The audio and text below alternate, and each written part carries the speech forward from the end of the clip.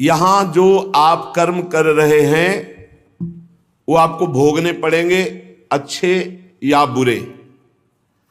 बिना भोग के ये नष्ट नहीं होते। एकमात्र उपाय है, जैसे आपको वकीलों के द्वारा प्रमाणित कर दिया गया कि यहां के वकील है चित्रगुप्त, पूरी सीन सहित आपकी चेष्टाओं को अंकित किया जाता है, वो आपके मन में है, आगे प्रसंग आएगा।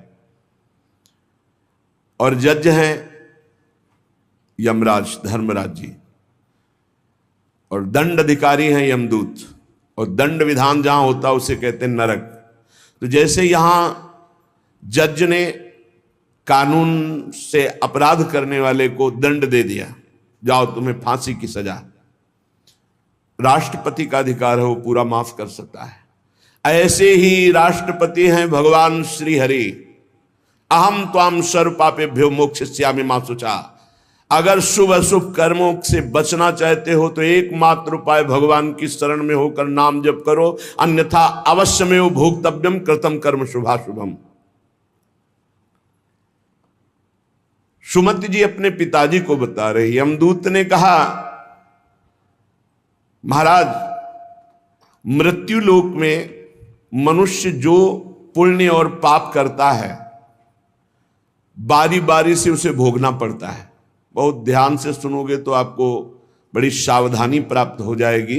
जो छोटी मोटी गलतियां आप हंसी खेल में करते हैं वो भी आपको दंड भोगना पड़ेगा। ये पाप और पुण्य बिना भोगे नष्ट नहीं होते कि आपने पाप कर दिया और दान दे दिया तो वो पाप कट गया, ऐसा नहीं है। पुण्य का अलग विभाग होगा, पाप का अलग विभाग होगा।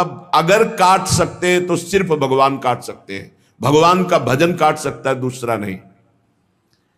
लाखों जन्मों में जो तुमने पाप और पुण्य किया है, जो एकत्रित है, उसका नाम है संचित कर्म। संचित पाप और पुण्य, और उससे जब मनुष्य शरीर मिलता है या जो शरीर मिलता है उससे जो हिसाब निकाल करके कुछ पुण्य और कुछ पाप, उसे प्रारब्ध भोग कहते हैं। फिर यहां कर जो नवीन कर्म किया जाता है उसे क्रियमाण कहते हैं। मनुष्यों के लिए जो उनका जमा हुआ पाप और पुण्य है वो अंकुरित होकर बढ़ता रहता है, ब्याज दर ब्याज। बहुत दुर्गति होती है, इसीलिए बहुत जन्म हम भोगे तो भी अपने संचित कर्म को नहीं भोग सकते।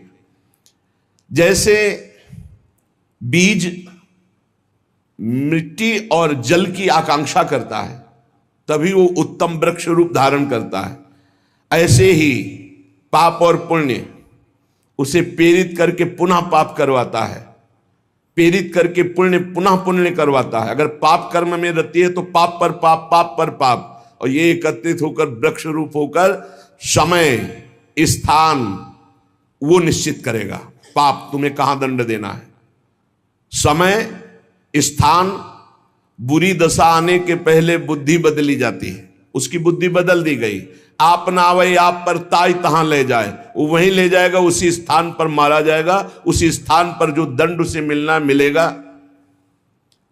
जैसे आपने छोटा पाप किया तो आपके चलते समय पैर में कांटा चुभेगा और दुख होगा। कांटा निकाला गया, थोड़ी दिन वहां दर्द रहा, खत्म हो गया, आपका पाप क्षय हो गया। छोटा पाप कोई, आगे बताया जाएगा कौन कौन से पाप से कैसे कैसे दंड मिलते हैं। अब अगर आपसे थोड़ा बड़ा पाप बना है तो वही पैर में लोहे की कील बनकर चुभेगा, कांटे की जगह लोहे की कील, अधिक दुख होगा। और बड़ा पाप बना है तो खजूर का कांटा, बड़ा कील, ऐसे आपके पैर में चुभ। बिना पाप कर्म के कहीं भी किसी को कोई भी दुख नहीं हो सकता। सिर में दर्द होना, आजीवन पूरे जीवन सिर का रोग हो गया कि वो दर्द ही होगा 2-4 दिन में, 10 दिन में, पाप का कारण। अपथ्य भोजन, सर्दी सहन न होना, गर्मी सहन न होना, हर समय हृदय जलते रहना, पाप का लक्षण। भिन्न भिन्न पाप भिन्न भिन्न प्रकार के दुख देते हैं दीर्घ काल तक। शस्त्र और अग्नि आदि का भय ये पाप के कारण होता है। अनेक जन्मों के संचित पाप, कोई इसी जन्म के केवल नहीं है, वो केवल मंडराते रहते हैं आकाश में दंड देने के लिए, समय इंतजार करते हैं। जैसे नरक में पड़े हुए जीव तुम देख रहे हो, घोर पाप का फल भोग रहे, केवल दिखाया गया था नरक। जानते हो किस बात से? कल याद होगा, सुमति जी ने पानी पीने जाने वाली गौओं को वैश्य कुल में 7वें जन्म में जन्मे जब थे, तो उन्होंने उनको नहीं पीने दिया। इसके अपराध से उनको नरक दिखाया गया था। तो वो यमदूतों से प्रश्न करते जाते हैं और उनका उत्तर यमदूत देते जाते हैं। ये जो तुम देख रहे हो तड़पते हुए जीवों को नरक में, महापापी लोग हैं, अपने पाप का फल भोग रहे हैं। जब कोई पुण्यात्मा होता है तो स्वर्गलोक में जाता है, देवताओं के साथ रहता है, गंधर्व उसका गुणगान करते हैं, अप्सराओं का नाना प्रकार से सुख उठाते हैं। और जब पुण्य भोग क्षीण हो जाता है तो फिर यहां आकर के मनुष्य लोक में अपने कर्मानुसार जन्म लेते हैं।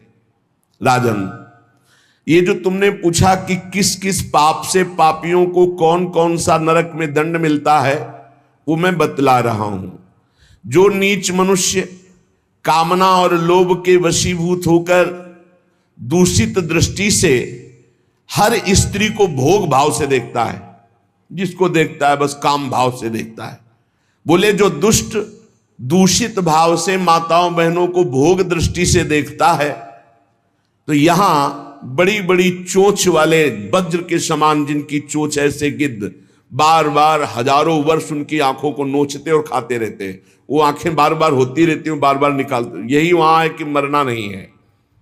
उनकी दोनों आंखों को वज्र तुल्य नरक के पंछी बार बार निकालते हैं और खाते हैं, और उनके पुनः नए नए नेत्र उत्पन्न हो जाते हैं। इस पापी को पलक झपकने तक के लिए विश्राम नहीं मिलता, निमिष तक के लिए कि थोड़ा चैन मिल जाए, महान दुख होता रहता है। हजारों वर्ष तक उसको इस नेत्र दर्द पीड़ा भोगनी पड़ती है। और फिर जब मृत्युलोक में जन्मता है तो नेत्र रोगी पैदा होता है। वो यहां पैदा होगा नेत्र रोगी, या नेत्र ही नहीं है या नेत्रों में दिखाई नहीं दे रहा, कई तरह के व्यवधान, जिन्होंने नेत्रों का दुरुपयोग किया। अब जिन लोगों ने, जिनको तुम देख रहे हो इनकी जबान काटी जाती, बार बार जबान नोची जाती है, ये वही लोग हैं जो शास्त्र का गलत उपदेश किए हैं, गलत अर्थ किए हैं, अपनी वासना की पूर्ति के लिए शास्त्र का गलत प्रयोग किए हैं, जो किसी को गलत सलाह दी है, तो इनकी जबान बार बार छोटे छोटे हिस्से में तलवार से काटी जाती है।